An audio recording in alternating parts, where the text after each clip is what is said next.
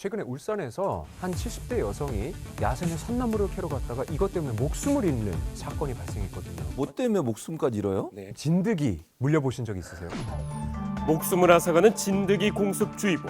살인 진드기라고 혹시 들어보셨어요? 살인 진드기요? 네. 올해 들어 처음으로 야생 진드기 바이러스 감염 환자가 발생했습니다.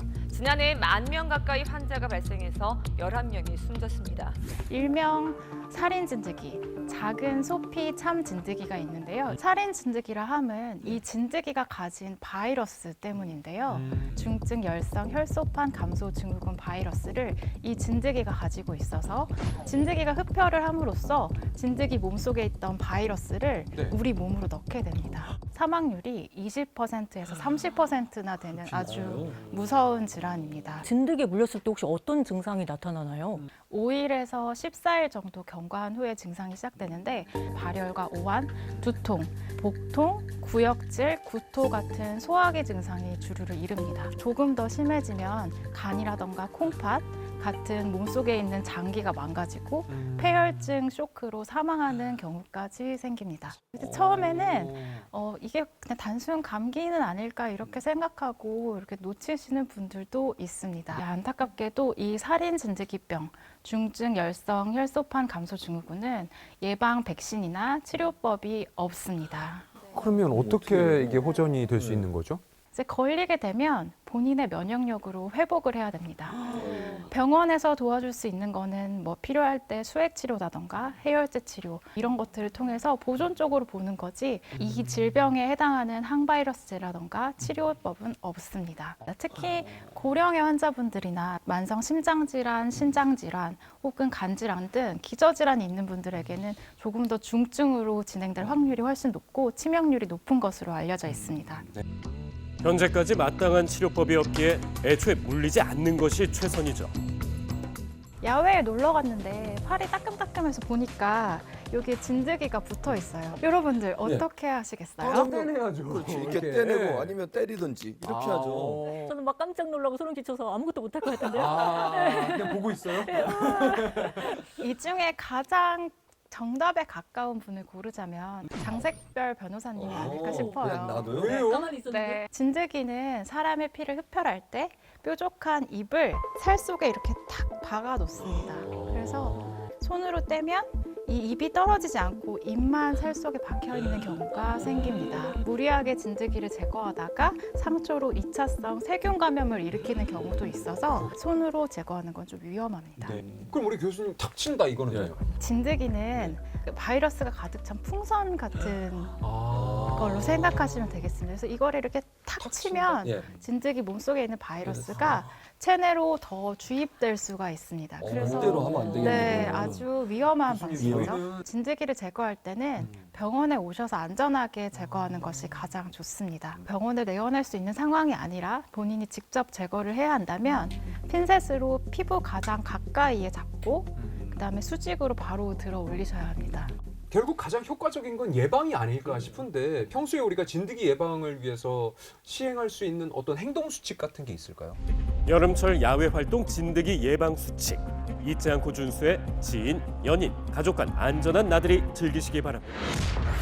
나하고 아하고 남편하고 다 나오는 그런 거 하자. 가족관계 증명서 말씀하시는 거예요? 이름은 모르지. 이름을 알면 내가 민원이겠어 공무원이지. 공포심과 불안감을 조성하는 무슨 공포심이야. 지금 내가 지금 이러고 있는데. 빨리 여기 있는 자자자자 내 이름 써줄게 내 이름 써줄게. 뭐 누가 뭔데 나를 왜 어쩌라고 쳐.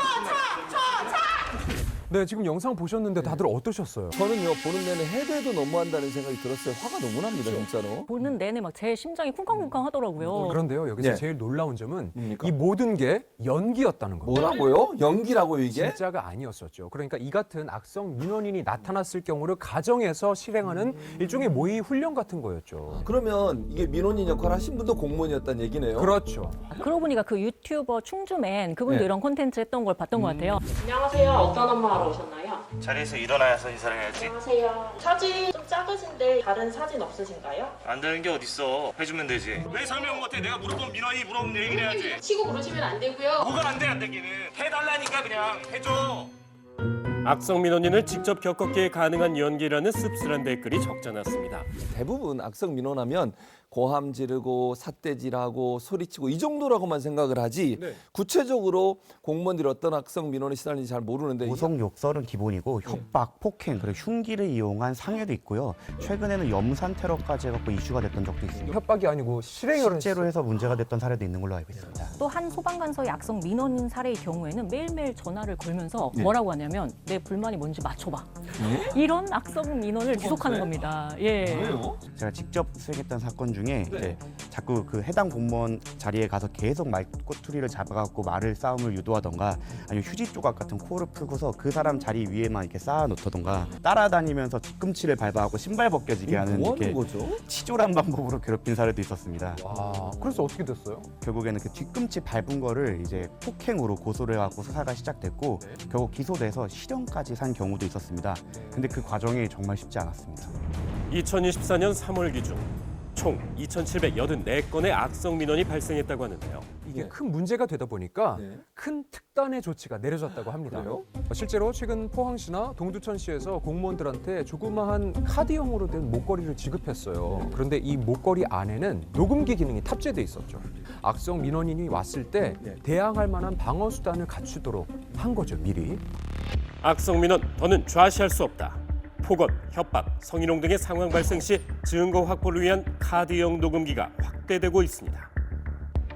물론 공무원들이 이걸 어떻게 잘 관리하느냐가 대단히 중요할 것 같아요. 이게 막 유출이 되거나 악의적으로 활용하다 보면 또는 이걸 인터넷에 올리거나 이런 일이 발생할 수도 있고 개인의 사생활이나 개인 정보가 유출될 위험성도 있지 않나 하는 그런 좀 우려는 있네요. 뭐 CCTV나 이런 것들을 설치할 때도 원래는 CCTV가 어떤 목적으로 진행되고 있는지를 밝혀야 되는 의무가 있는 것처럼 아마도 이런 목걸이나 이런 걸 사용할 때 녹음이 되고 있다는 걸 상대방이 인지할 수 있게 뭐 표시하는 이런 제도들이 조금 더 보완돼야 된다고 생각합니다. 신분증 도장이요? 사람의 마음을 날이 선 혀로 해집는 악성 민원, 민원의 탈을 쓴 범죄입니다.